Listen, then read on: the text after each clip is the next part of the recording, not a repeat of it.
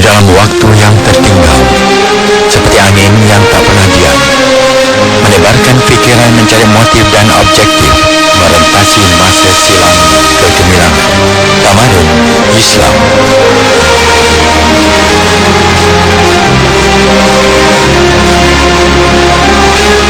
Assalamualaikum warahmatullahi wabarakatuh. Saudara, kita bersama lagi dengan rancangan Taman Islam, siaran dari Suara Islam Kuala Lumpur, bersama tetamu undangan kita Dr. Muhammad Rofa Ismail dari Universiti Putra Malaysia Serdang Selangor.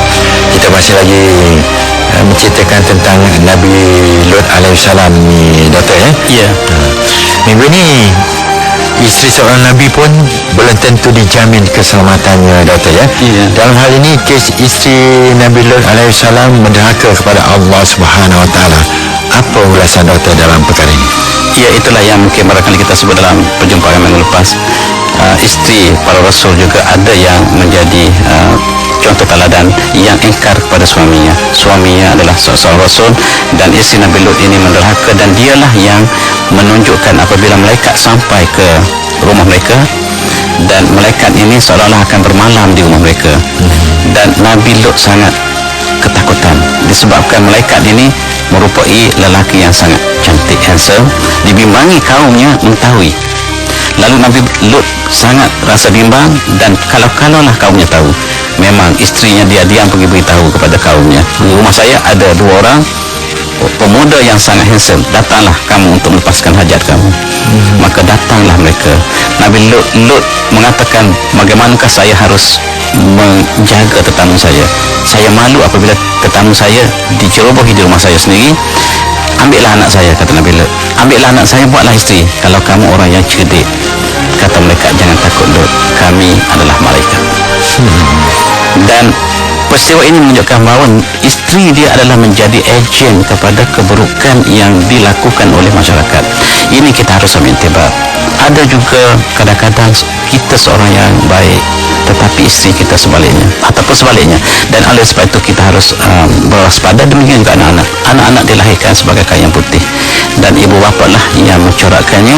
Tetapi sekiranya apabila usaha kita lah lakukan sebaik mungkin dengan segala ilmu dan pengetahuan yang kita berikan, maka hidayah masih belum sampai pada mereka, maka inilah pengajaran.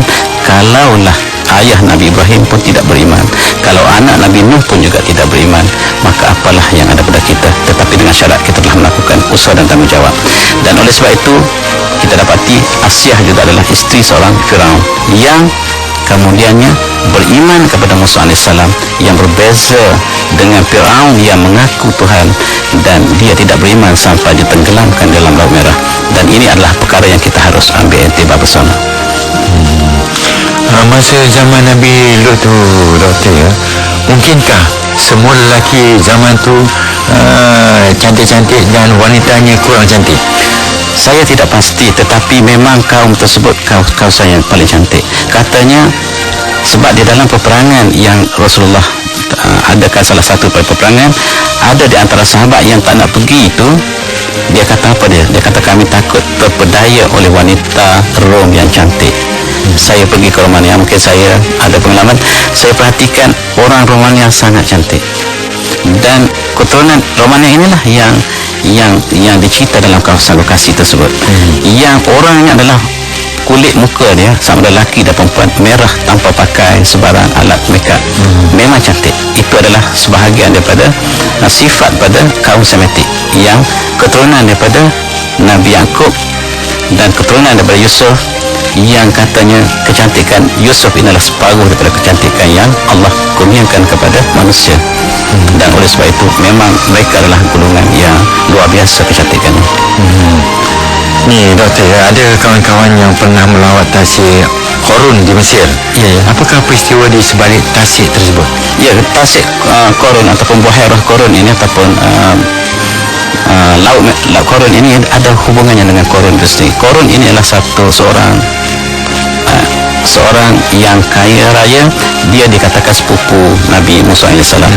Ketika di Mesir, dia sangat miskin, dan dia minta Nabi Musa berdoa memberikan kekayaan padanya, ditakdirkan dia sangat kaya.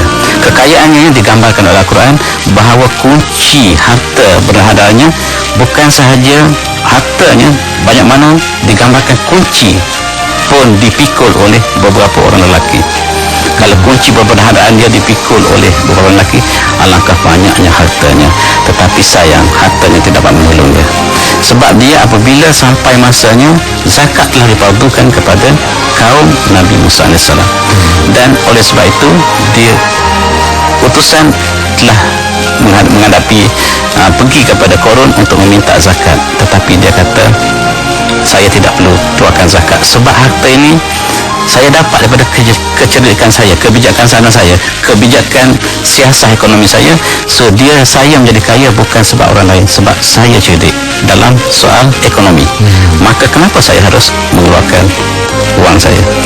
Dan tidak setakat itu, dia memfitnahkan Nabi Musa. Dia mengupas seorang wanita yang cantik. Dia kata mengupas supaya mengaku dia berzina dengan Nabi Allah Musa AS, dan ini menyebabkan Nabi Musa sangat-sangat kecewa. Dan Nabi Musa bertanya kepada wanita tersebut di depan orang ramai, dan mereka plan supaya wanita itu melakukan perzinahan dengan Nabi Musa di depan orang ramai. Tetapi ketika itu wanita tersebut tak sanggup membohonginya, mengatakan bahawa saya menerima upah daripada Korun. Dan Nabi Musa berdoa kepada Allah supaya bumi telan Korun bersama dengan hartanya. Maka takdir ilahi, maka Korun telah ditelan oleh bumi bersama dengan istananya. Dan mengikut kata ceritanya bahawa tasik Korun itu ialah istananya yang telah ditenggelamkan oleh Allah Subhanahu Wa Taala.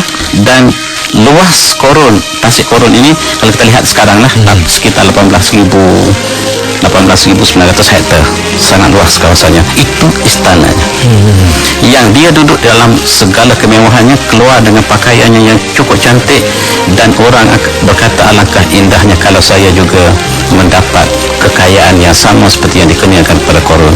Tetapi kekayaan itu membawa kemusnahannya apabila tidak mengeluarkan zakat. Zakat ini bukan semakin lama kita keluar semakin habis harta kita, semakin banyak kita keluar semakin meningkat harta dan kekayaan kita. Dan oleh sebab itu kita dapati bahawa apa yang berlaku pada Korun, yang mengendalikan hartanya tidak melalui apa yang diberikan oleh Allah SWT, adalah satu perkara yang cukup malang.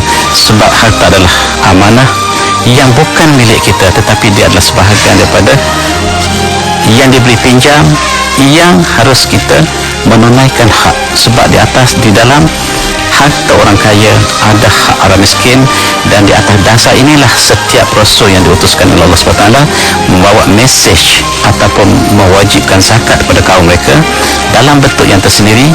Dan tak terkecuali kaum Islam, umat Islam juga diwajibkan zakat dan dijadikan ini sebagai rukun Islam yang sama digandingkan dengan solat. Bahawa mengeluarkan zakat, mendirikan solat, ini adalah dua fardu yang tidak dapat dielakkan. Dan untuk berzakat harus kita berharta, dan ini memberi indikasi kepada umat Islam supaya kita dapat menunaikan zakat, maka kita harus berharta. Dan daripada zakat inilah kita dapati bahawa maslamat atau maslahah umat Islam dapat dijaga. Sekiranya setiap orang yang ada harta mengeluarkan zakat, maka di manakah ada lagi orang miskin? Dan orang miskin itu harus dibantu sampai dia dapat keluar daripada kemiskinannya. Alangkah cantiknya, bukan sedikit, seharusnya kita bantu orang yang miskin sehingga dia dapat keluar daripada kemiskinannya, dan dia juga pula kemudiannya dapat mengeluarkan zakat untuk orang yang miskin. Sekiranya ini dapat dilakukan, alangkah cantiknya dalam umat Islam. Itu adalah sebahagian daripada apa yang kita ambil iktibar daripada peristiwa Korun. Dan apabila kita melihat tasik Korun, maka kita lihatlah kesan daripada mereka yang ingkar kepada arahan ini ataupun daripada fardu zakat ini. Terima kasih kepada saudara yang masih setia menerusi Tamadun Islam, siaran dari Suara Islam 81.1 FM.